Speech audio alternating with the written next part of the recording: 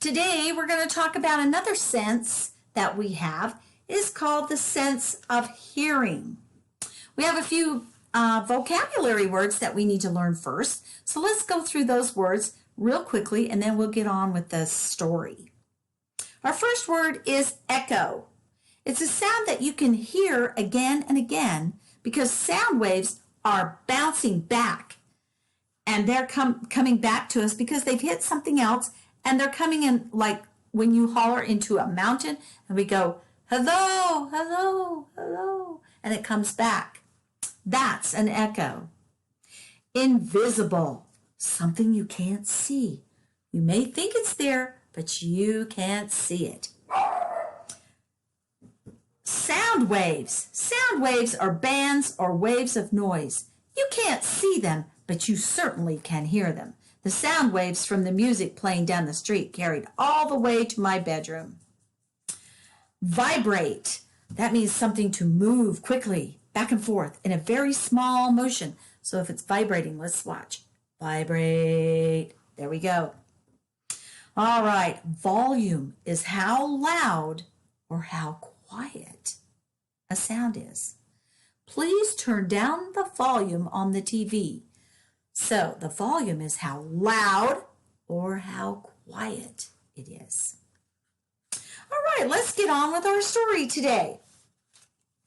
First off, I want you to listen to find out more about our main topic today.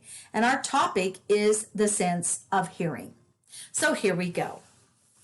Look at our picture. Your ears are always taking in sounds all the time, everything all around you, whether you're awake or asleep, talking or listening, walking or swimming. Even if you cover your ears, you'll still be able to hear sound around you. Try it right now. Cover your ears. Can you still hear me? Yes, you can. It's not too hard to close your eyes and make it so you can't see anything, but you can't turn your ears off. They hear sound all of the time. Listen to find out how the sounds you hear get around or through objects and into your ears. We've got here some incredible ears. Look at the ears on these animals. You're an animal too, and you have ears. He's got some very large ears. Here are some sound waves. So how does that sound get into your ear? Sound travels through the air in sound waves. And these look kind of like sound waves up on our picture here. Sound waves are bands or waves of noise. Like waves in the ocean, sound waves move up and down. And they move across a space. Just like ocean waves. Let's do it. Let's make some sound waves. Here we go. Sound waves over and over. Sound waves. They're up and down.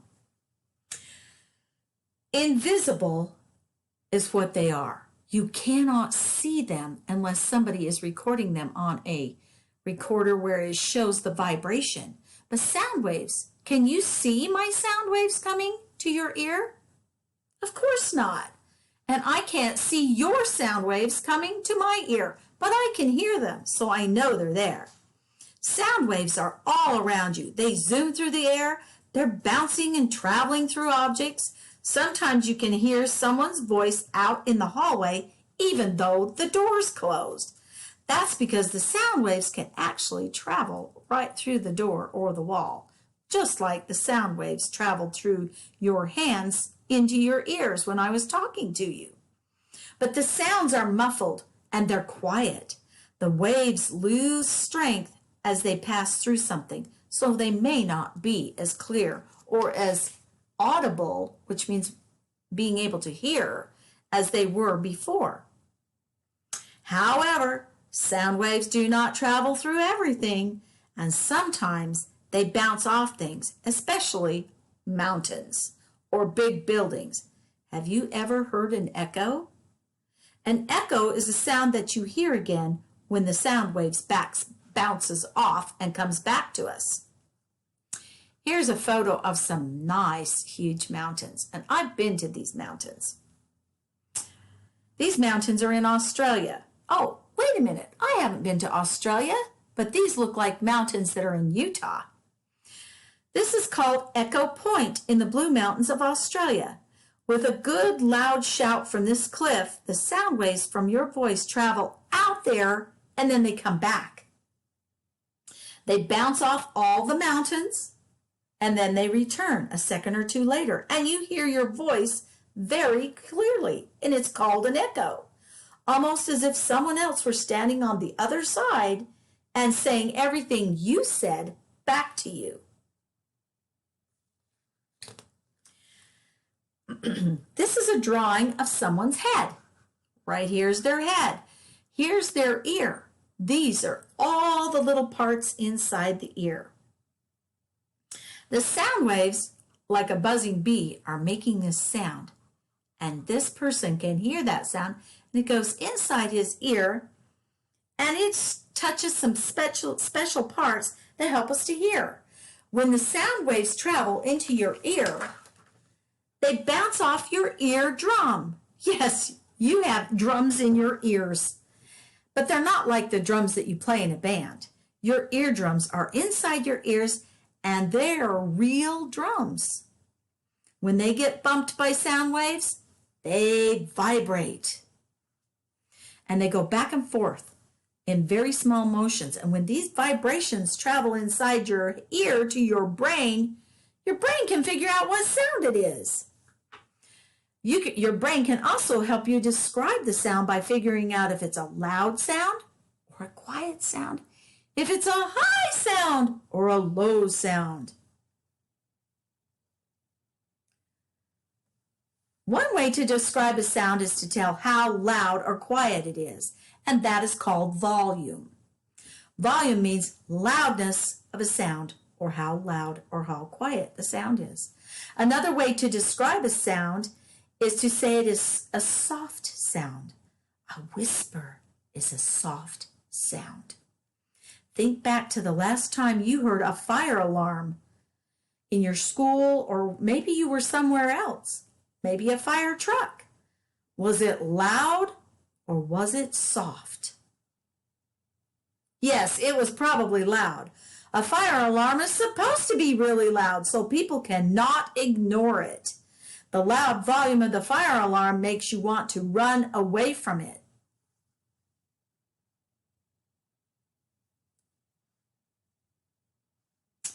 If you hear a really loud noise, you might automatically cover your ears.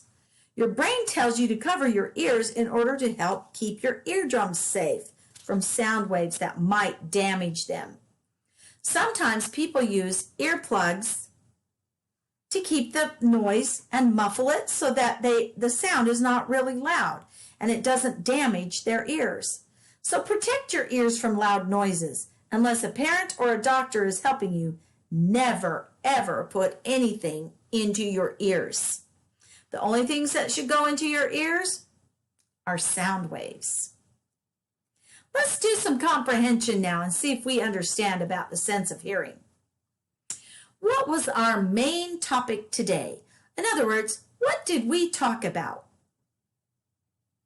You're correct. The sense of hearing. How does sound travel through the air? That's right. It travels in waves. What part of your eardrum or your ear vibrates? Oops, I almost blew it. You're right, eardrums. And that's where the sound waves bump into the eardrum and make it vibrate. When we talk about the volume of the sound, what are we talking about? How loud or soft the sound is. What are some quiet sounds that have low volume?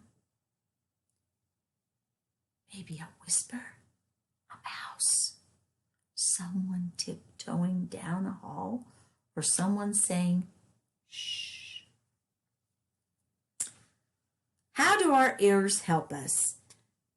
You may want to tell us a little video or record your answer in some way that help show us how our ears help us to hear the loud and quiet sounds around us. Now let's go on to some word work. In the read aloud, you heard the word, unlike ocean waves, sound waves are invisible. Do you remember hearing that word, invisible? Say the word invisible with me. Invisible. The word invisible starts with in. This is called a prefix, and it changes the meaning of the rest of the word. In means opposite or not. The rest of the word is visible. So visible means that you can see it. So if it's invisible, that means the opposite. That means you cannot see it. So the prefix in means that it is the opposite. So you cannot see if it's invisible. Here's some other words that start with in. Listen to the rest of the word to figure out what the whole word means. Incorrect. If it's correct, that means it's right.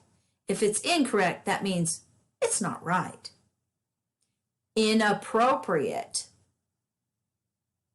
If someone said, you're acting inappropriate, that means appropriate means you're acting okay. If they say you're inappropriate, that means you're not acting like you should. Now, the prefix of some words are im instead of in, and it has the same meaning. So if someone says it's impossible, that means we can't do it. But the word possible means we can. But we hear that prefix im, so that means opposite, impossible. We can't do it. Impolite. Let's break the word down. Polite means we have manners. But if somebody is impolite, that means they have no manners and they're possibly rude. Using synonyms and antonyms. Let's find out if you can remember what the word invisible means. If the object I say is invisible, you're going to go, it's invisible. I can't see it. If you can see it, you're going to put on your seeing glasses and say, it's visible. I can see it. Here we go. A ball. Yes, it's visible. We can see it. A table. Yes, it's visible. We can see it. Sound waves. Sound waves are invisible. We can't see them, but we can hear them. A car. That's visible. We can see it. How about air? Air is invisible. We can't see it, but we can sure breathe it in and out. Now let's check for some understanding. You're going to be using a page in your workbook and have someone help you when you follow the directions. I will help the class that is inside classroom today, but those who are learning at home today, have a grown-up help you with those directions. It will be a thumbs up, thumbs down game. So thanks for listening today, and we'll get back with you with another sense. Bye from Mrs. Croft.